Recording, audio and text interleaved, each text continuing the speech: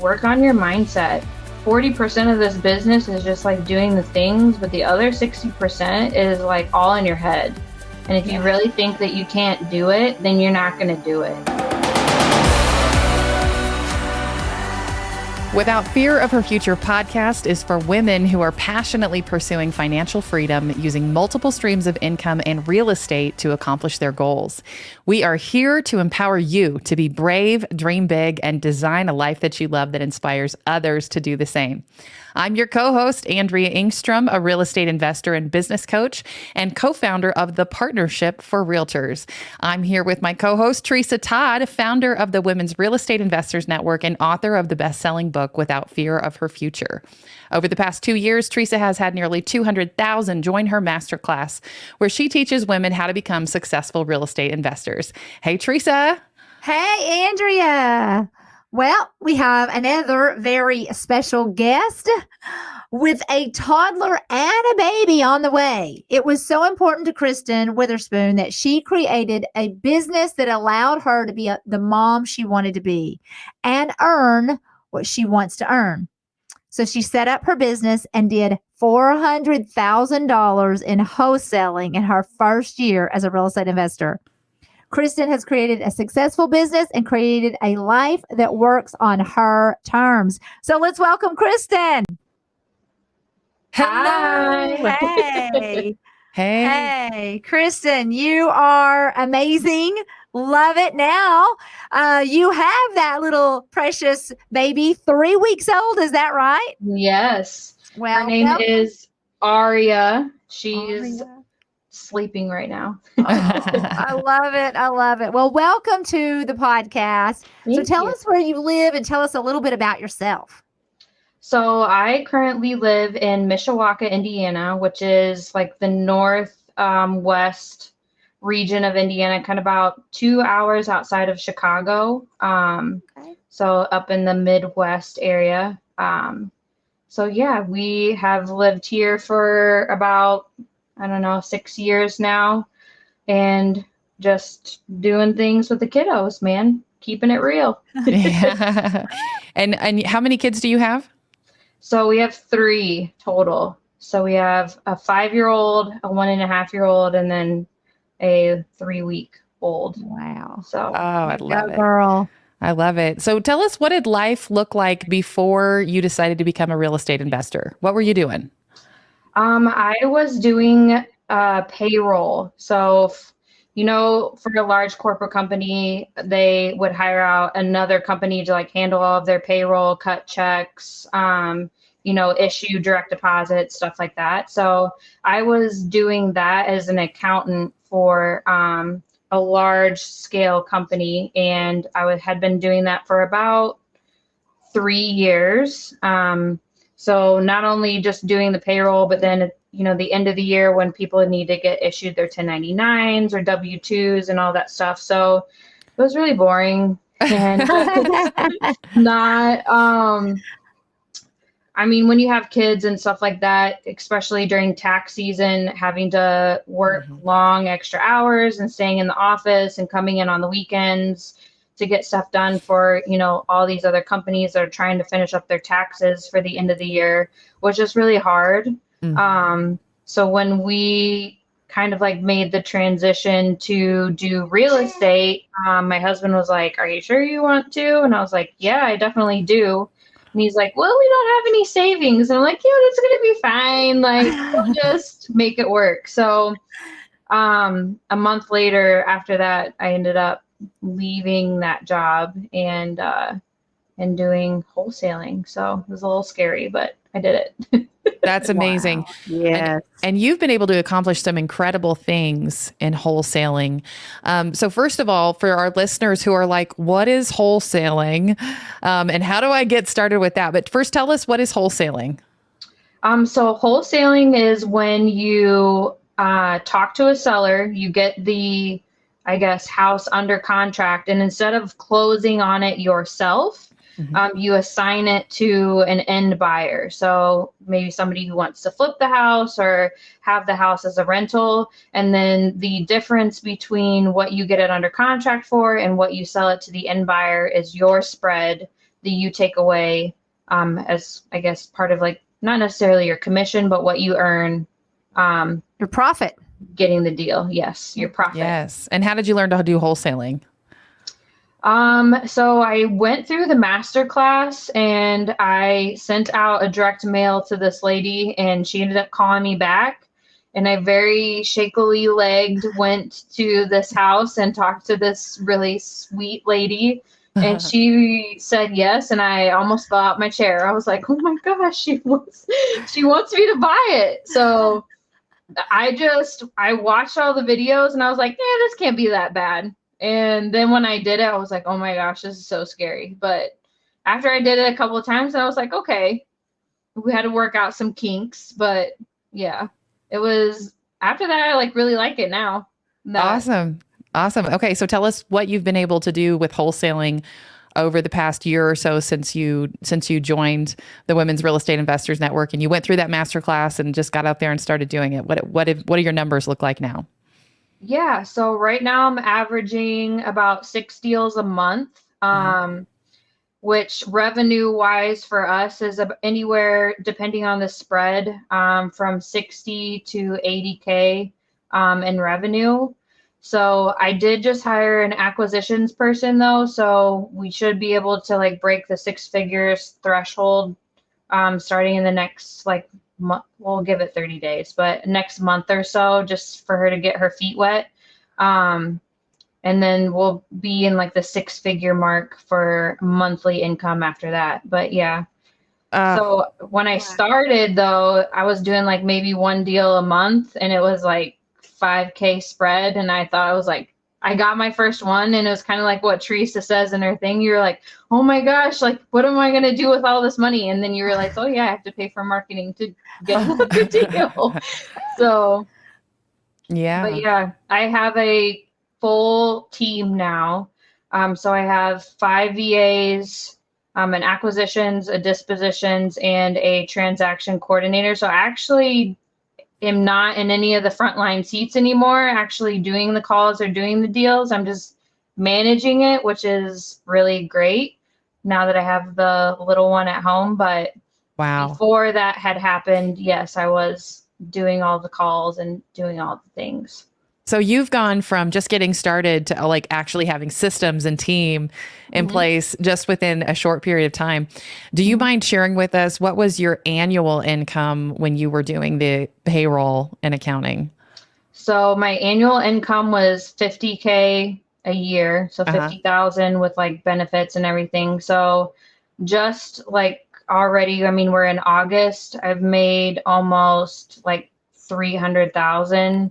So I've like over double, tripled my income. I can't even do math right now, but yeah, like my income to where, I mean, we're already halfway through the year. And so, I mean, my goal is to do 800,000 for the year, which we'll do over that by the time December rolls. That's amazing. Wow, that is incredible. From 50,000 to 800,000 a year.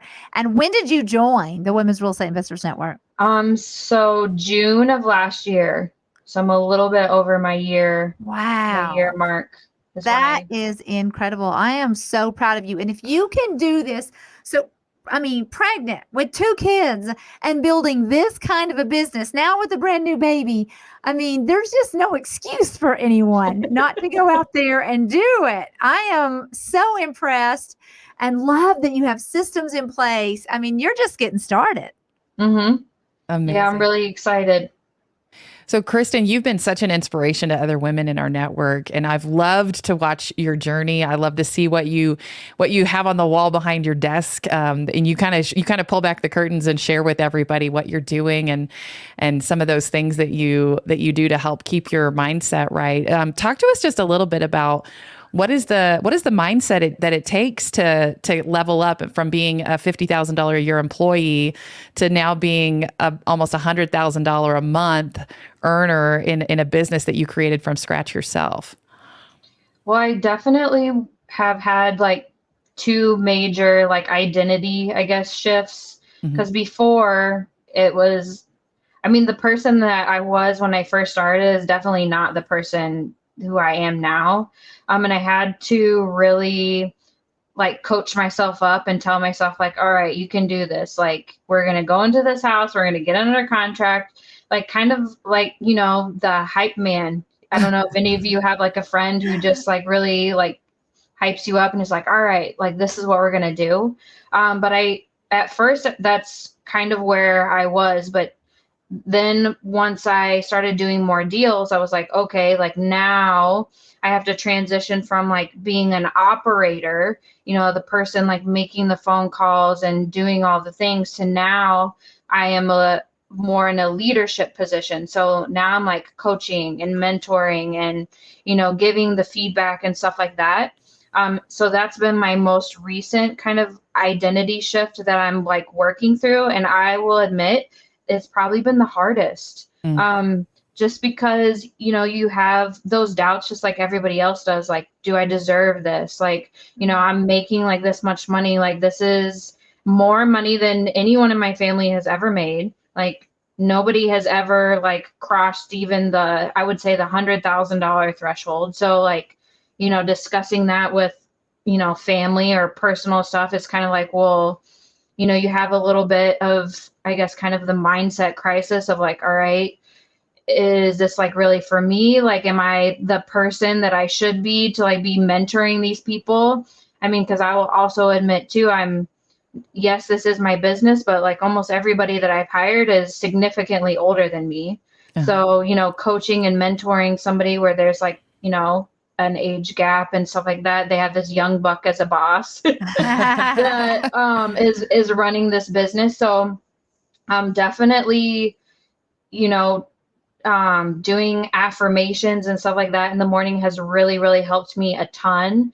And then the other thing, I know this, a lot of people, you guys don't watch videos, but I have this, I don't know if you guys can see this wall. Yes, the wall. I love it. But that's where I like write all my inspirational quotes and like stuff that I tell myself every single day. And then as I'm sitting here in the office and, you know, which is my kitchen table right now, that, you know, like I'm working and doing calls and things like that. Sometimes I just have to stop and just like, okay, like, you know, I do deserve this. Like, I am going to be a great leader. Like, I'm, you know, tenacious, I'm persistent, like, you know, I'm disciplined. And just, you know, continuously telling myself that all the time, I think is really what brings it into the future and makes, you know, all of your hopes and dreams into fruition. I would also say too, just right now for me, time management was like another really big hurdle for me. Just because I have 3 kids, you know, like by the time everybody comes home, you know, 5 o'clock, they want chicken nuggets and French fries. And it's like, you don't have all those last minute things that you're like, oh, just one more thing that I can do. Like for me, I really had to have, learn to have like a cutoff time that it was like, all right, after 5:30, there's no more work. Like, I'm not on my laptop. I'm not on my computer. Like, it is like dedicated family time. And that was really hard for me because as an entrepreneur, as most people are, like, you know, you have this tendency to just kind of like be a workaholic and like want to answer the emails and, you know, you're on your phone and, oh, this happened. So, you know, you want to like fix it right away. And I had to transition, I guess, like my view of like what's really important, because the whole entire reason I'm doing the business is so that I can have more time with family, not so that I'm doing the business so it sucks away my time from family. So I think that was the other really big hard thing for me, was to those 2 things of time management and then wrapping my head around what do I do with all this money? So tell us, how has this impacted your family's life? How has this impacted your life, to be able to build a business like this and to start seeing that income coming in? It's honestly, it was a little stressful at first just because we were getting things started and like as you build a team, because you are the sole person who's doing all the things, you see a lot of like ups and downs, you know, in your revenue. But once I got more of a team established and things were way more consistent, it's honestly been like less stressful. I have more time to do stuff with the kiddos. Like this weekend, we're celebrating my son's 5th birthday. So he's having a Spider-Man extravaganza. He's like super excited about it. But like I'm like taking half the day off on Friday to just go and, do stuff with the family and have everybody here. And I never would have been able to do that, with my other current work schedule. Like I wasn't getting off work until 5:30. Like, now I have the flexibility to pick the kids up from school and like drop them off. And if we want to go to Nana's house, randomly in the afternoon, we can do that. So it's really been way less stressful, and honestly been like, I can tell like the kids enjoy it more because like mommy's always home, like, and we're able to do like some of the fun stuff like that, that, like go to the park and do cool things like that we weren't able to ever do before. So it's been a little bit of an adjustment because the kids were like, oh, like why are you free now? Like, oh, we can go to the zoo, we can do, like all these fun things that we weren't able to really do before. So like that's been super, super nice. Wow.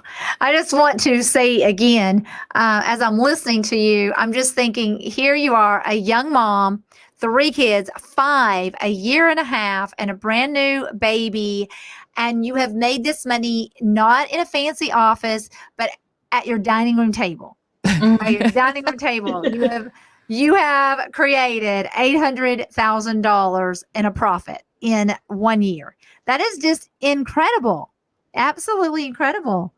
I hope that you are extremely proud of yourself. Those affirmations and all of the things that you are doing have definitely paid off for you and your family. So I'm just so happy and excited for you. Thank you. Thank you so much. All right, Kristin. So I know what people are thinking as they're listening to this. They're like, okay, affirmations, got it. Time management, got it. How do I get a deal? So talk to us about, how do you find deals? What's your primary marketing strategies? So I am huge into texting. Okay. So, number one, because the cost per acquisition to send out a text message is super cheap. And number two, it was one of the easiest things for me to do before I had a VA, because I could just get on my computer, respond to text messages at any time, and it was super convenient for me. But once I started getting in all of those deals and everything, so like the way that I have it set up right now is I use a platform called Smarter Contact. All the text messages come in through there. And then I have a VA right now that responds to all of them. But when I was doing it myself, you would just text them back and just ask them kind of, are they interested in selling? Would they be open to a cash offer? Something along those lines. And if they said yes, then I would then get on the phone with them and ask them some, basic questions. But it was more of a conversation, not necessarily drilling them on, hey, what condition is your bedroom and bathroom? And have you updated the kitchen? It was like more along the lines of, hey, you said you were interested in selling. Like, what's what's going on in your life that you guys, are kind of thinking about moving, and have it be more of a regular conversation with a real, that somebody's having it with a real person, than drilling people on, oh, is it a foreclosure? Or, something along those lines. So I did that. And then once somebody agreed or said, like, they told me the reason why they were selling and kind of the offer that they were looking for, I would set up an in-person appointment to just go to their house and kind of meet them face to face. I always brought business cards and stuff like that with me, just so that people weren't like, oh, is this a scam? Like, they could look up our business on my website or whatever. And that's how I got one of my first deals. Is I did that. I showed up at the house. It was a probate deal. Her son had passed away, and she had this huge house with all of this stuff in it. And she was like, I don't know what I'm supposed to do. So I cleaned it out for her. We removed, here in Indiana, they have like these boilers, because it gets really cold here. So it was a gasoline boiler that you have to have like a special clean out company to deal with. So I like handled that for her. And then when it came down to it, she was just like, okay, well, all those things are taken care of. I would love to, we negotiated the price and she said yes. So I had a contract there with me just in paper, and I just had her sign. And then I took it to the title company. But let me tell you what, my knees were shaking. I made my husband go with me, and he waited in the car. And I came back out, and I was like waving this paper around. He's like, what are you doing? And I was like, I got it. Awesome. But love it. Yeah. But that's how I do all my marketing now is all through SMS and texting and cold calling is what I use now. Awesome. I love how you described that you figured out what was important to her and what was her challenges, and figured out a way to help, and you got the deal. So I think that's a really good learning for all of our listeners is, Andrea, as I was listening to her, she did everything right. I mean, I know that she came to the Masterclass. She joined the Women's Real Estate Investors Network. And I feel like she just was so coachable and so teachable. She did the marketing. She chose text blasting, which is great. And it works. And like you said, it's one of the least expensive. So then she learned how to build rapport. That's when she's talking to them. She just didn't go in and make the offer. But, she goes in and she builds rapport. So she builds trust and a relationship with this person. And then she follows through. She was a problem solver. It was not just about getting it under contract, but it was like, okay, she had a lot of things in this house. She had to help her clean it out. I mean, as I was just listening to all the things that you did, Kristin, you just did them all right. And you just kept after it, and you didn't give up, and and then you just went and did it again and again and again and again. And I love it because it is just proof that if you just do the things, it works. It works. And so that's awesome. That's all you have to do is be coachable and then just carry through and do the things. And wow. Yeah. So Kristin, if you had to start from scratch today, there's a lot of people listening that are like, what's wholesaling? Awesome. Let's go. What would you advise them to do if they were just getting started and they said, I want to do wholesaling? How would you advise them to get started? If I had to do it all over again and realized how easy it was to get a deal, I would have gotten a business credit card and I would have just spent like $5,000 on marketing and got like 3 deals. I'm not a financial coach. I just want to disclaimer out there. But I think after learning the whole entire process of, okay, like this is all you have to do, I think I would have, like if I had to turn back the clock and time, I would have done more of that.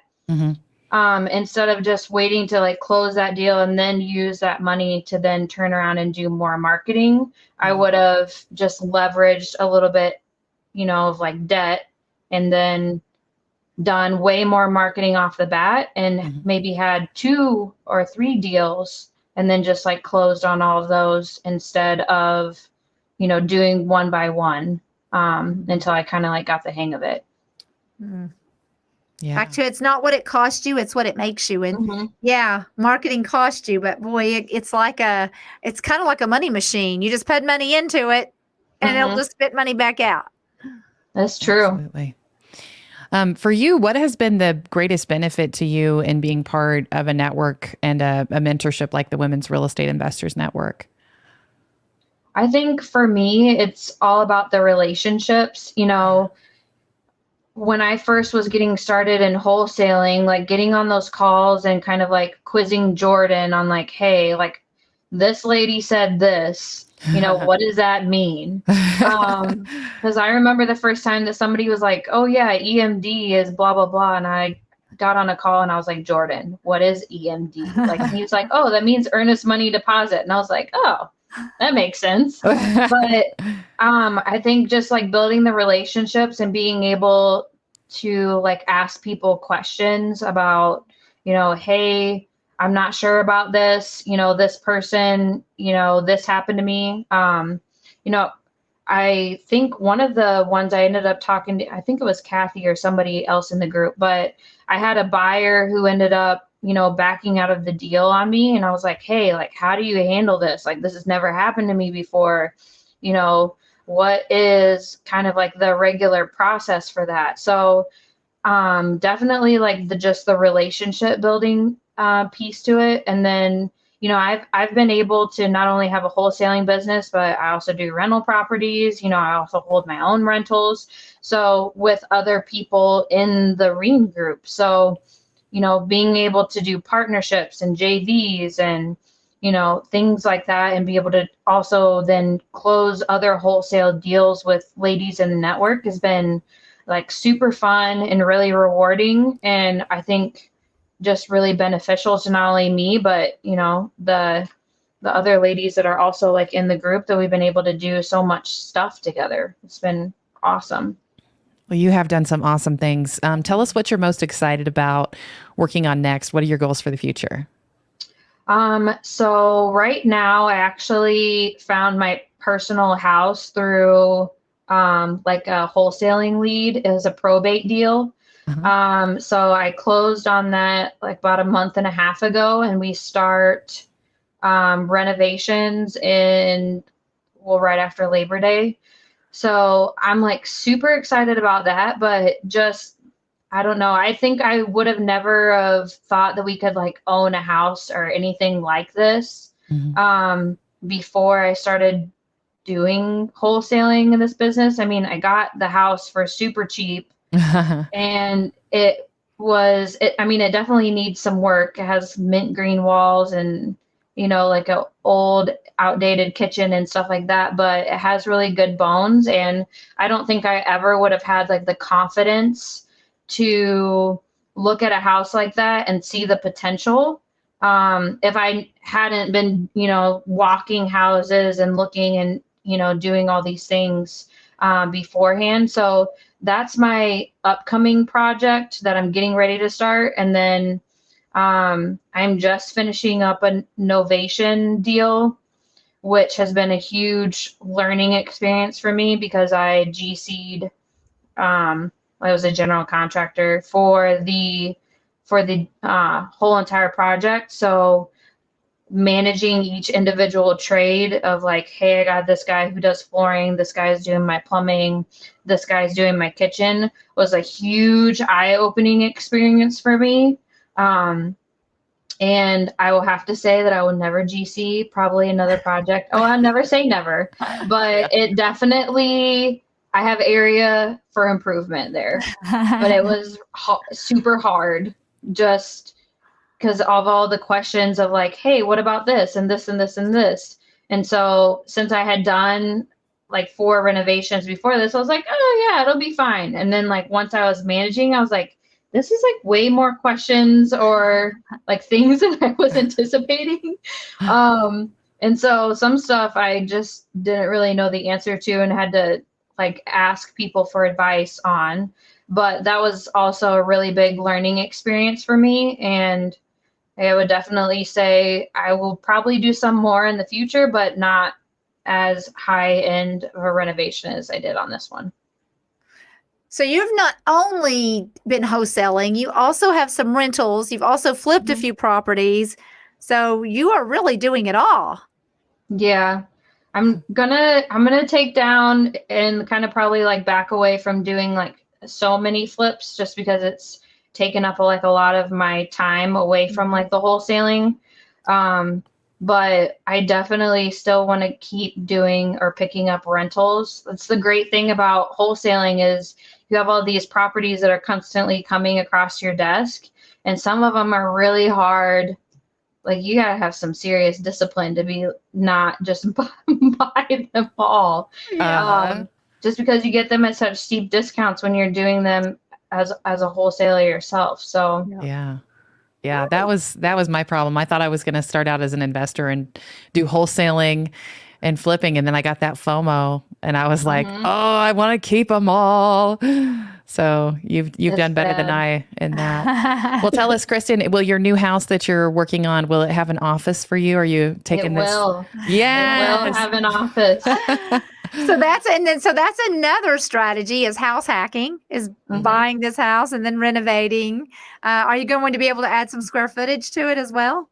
Yeah, so I'm turning it from a 3, 1.5 to a 5, 2.5. Oh my God. Amazing. So Oh my Amazing. gosh. it'll be good when it's all said and done. I'm sorry, sis. That is awesome. Wow. We hear Wow. your sweet Well, one there. I teach how to hit that woman-air status. That's when a woman profits $1 million.